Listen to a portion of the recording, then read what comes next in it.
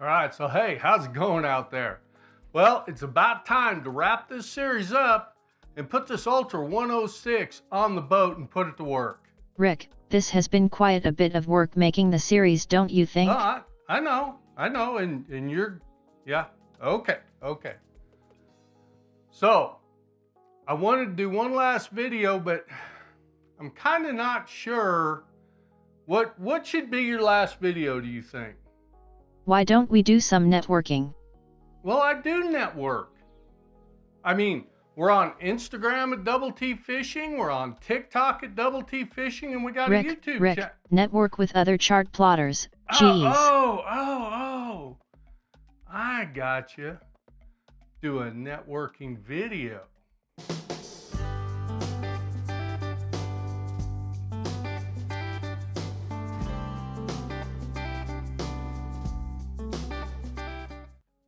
All right, folks, well, here we go. We got a 93 SV UHD and a 106 Ultra, and we'll go ahead and network these two together. So let's go ahead and turn our sonar off on our 106. We'll disable that. Let's double check it on our 93 SV. Okay, and it's already off. So we're good to go there. Let's go ahead and go home and settings and communication and preferred sources. So as a default, they're all going to be set up on auto.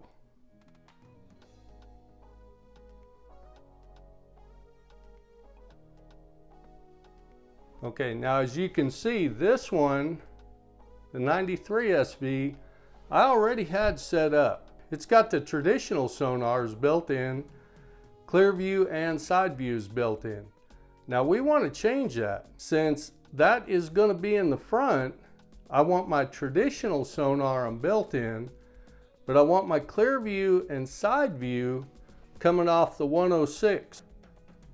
So on the 106, let's go ahead and change it to built in. On the clear view and the side view. And we'll go ahead and leave the traditional in auto in case we wanted to disable the sonar on this transducer and we want to be able to see the front. And that's handy for the kids. So you really don't want both transducers pinging at the same time if you're just sitting there. And if you got kids in the boat, you can go ahead and put your traditional on your console unit as well. But you can disable the sonar. So now on the 93 SV, since we're going to have it up front, the traditional we want to be built in, and the clear view we want to come off the SV 106 or 106 SV, same with the side view. And that's going through the Ethernet. Right now what I have is an Ethernet cord connecting the two units together. I'd always suggest you use the waterproof cord that you can buy from Garmin when you go ahead and put them on your boat. We got the traditional on built-in, clear view and side view coming off the 106. On this unit we got the water temperature in auto, traditional in auto, and the clear view and side view coming off the built-in, which is the transducer mounted on the transom. Okay, because this is going to be my console unit, this is going to be my bow unit. All right, so one thing to note when these units are side by side is the 93 SV UHD, actually the colors are more vibrant. And I've seen that on a couple of the videos where people actually prefer that with their live scope, the 93 SV. So the picture is actually more clear on the 106. And as we get it out on the water, we'll find out a little bit more about that picture and how it does with clear view and side view. Let's go ahead and set some waypoints with these two units networked together. And I have done no settings, it just automatically does it. Let's go to our charts and fishing chart on both of them. Okay, now for some reason, the 93 SV is in a different position than the 106 shows. So when I set this waypoint, it is going to be quite a few miles off. But let's go ahead and let's touch our screen. Let's set a waypoint right there. We'll create a waypoint, edit the waypoint, and for ease, let's go ahead, call this 0000 video.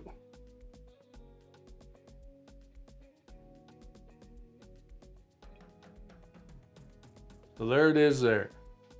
So let's go ahead and go to our 93 SV, go waypoints, and there it is. Double out video. So let's see how quick it actually is. Let's edit the waypoint. Let's edit the name, call it video 1.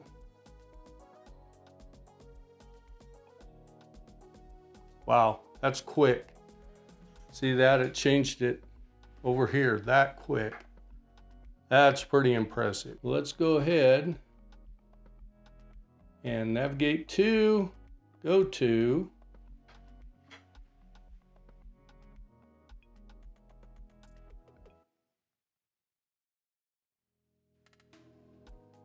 and navigate to, go to, and there we are. So that's pretty quick. Let's try it back the other way. Create waypoint, 0000, and we'll call it red. All right, so let's go here, go menu, waypoints, and there it is, 0000 red. Now, since we set it on that unit, let's see if we can change it here. And a waypoint, name, we'll call it red 7. Done. Look at, changed it right there. Okay, so as you can see, that works really good. Now that's the one problem I did have when I had 2 active Captain SD cards in, was sometimes, and I won't say sometimes, I only had it happen once and I pulled the card out, but I couldn't get it to transfer data like it just did there. Okay, so when you first connect the unit, or if you connect it and you feel like your network's not working, maybe your Ethernet cord is messed up or something just isn't right, remember, go to your settings, go to communications. You can look at your marine network and see where it shows both of them there. Go ahead and pull it up on this one. Okay, now I'm going to go ahead and unplug the Ethernet cord. Let's go. Okay, Sonar service lost on this one because we were networked over to this one. Same thing here. Let's go back. Active Captain memory card was removed. To continue using Active Captain features, you must insert a memory card or create a new one. So it's going to tell you when you lose your network. And you can see now, this one doesn't show the 106 anymore. And same thing here. Now let's see how quickly it recognizes it. Okay, we're plugged back in. There you go. Pretty quick. All right, so the other thing, I get questions about whether I can update different units through the network. And yes, you can.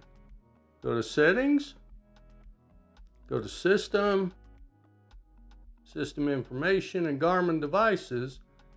Now you can see, there's my 106 unit, and it's version 20.0. I haven't updated my 93 UHD yet. So it's still version 18. Let's make sure it's seeing it over here. So let's go ahead and see if we can update through the network, and it should see both of these through the Active Captain app.